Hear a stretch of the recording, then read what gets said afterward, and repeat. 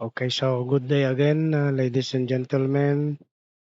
Andito naman po tayo, si Teacher Inoy na nagtuturo ng simpleng kaalaman tungkol sa AutoCAD.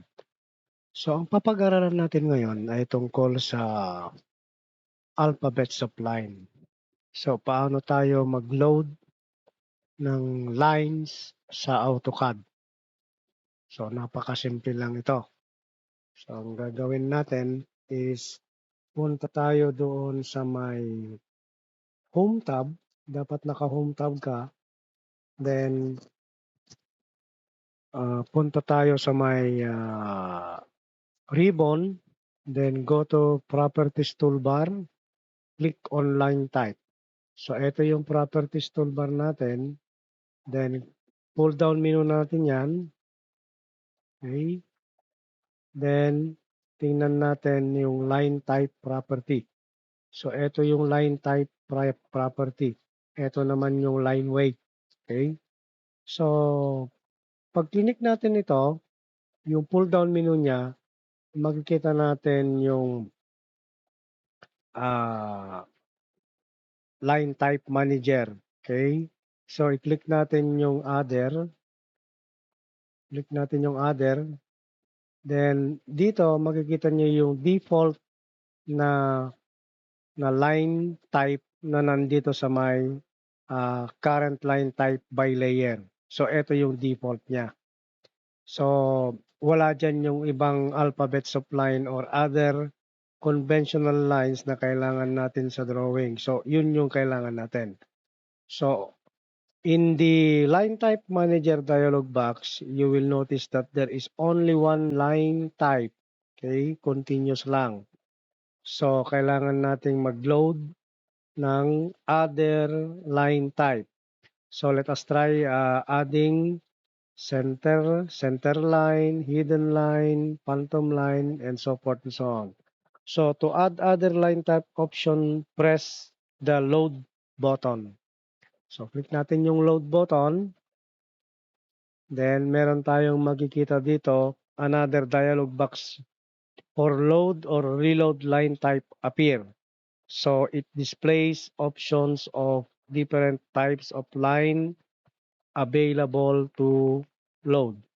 So to load preferred line type, click on the line types one by one and click on OK button. So ang uunahin natin, for example, is yung center line. So hanapin natin yung center line. Okay, hanapin natin. Baba lang tayo. Then ito yung center line. So i-click natin yan. Then click OK. Okay. So nakikita ninyo, pumunta na doon yung center line natin. Okay? Another, maglo-load ulit tayo ng isa pang line type which will be a phantom line. So load ulit tayo. Then scroll down, hanapin ulit natin yung phantom. Okay, ito yung phantom. Click natin, then click OK. Okay, so andyan na yung phantom line natin. Next na gagawin natin is mag-a-add ulit tayo ng another line. Okay? So, mag-a-add ulit tayo ng another line which is hidden line. So, hanapin ulit natin. Scroll down lang tayo. Hanapin natin yung hidden line. So, click natin yan. Then, click mo na naman yung OK. Then, pupunta na naman doon yung hidden line. Okay? One faster option is to click on its prepared line type while holding the control key and click on button OK. So para mas mabilis, pwede mo namang i-select lahat yan by holding the control key. Then i-click mo na lang kung ano yung gusto mong i-add. Okay? Now, after clicking OK button at load or reload dialog box, AutoCAD will take you back to line type manager dialog box. So this time you will notice that the center, hidden line, and phantom line is already uh, uh, has been to the list of the line type. Okay. So if you check on the properties line type, you will see the line type that you added. Okay. You can now use this in making the other alphabet of lines needed in your drawing, such as object or visible line, construction line, center line, hidden line, phantom line, and even the cutting plane line. So for example, so if you want to make all your lines drawn using hidden line type, just go to the properties and click on hidden to make it the current line type. Then apply the command line and you will notice that all the lines are made of hidden line type. Okay, take note. In actual complex drawing like architectural and engineering drawings, line type properties were set in the layers with different layer names and purposes. So yun yung isusunod nating i-discuss.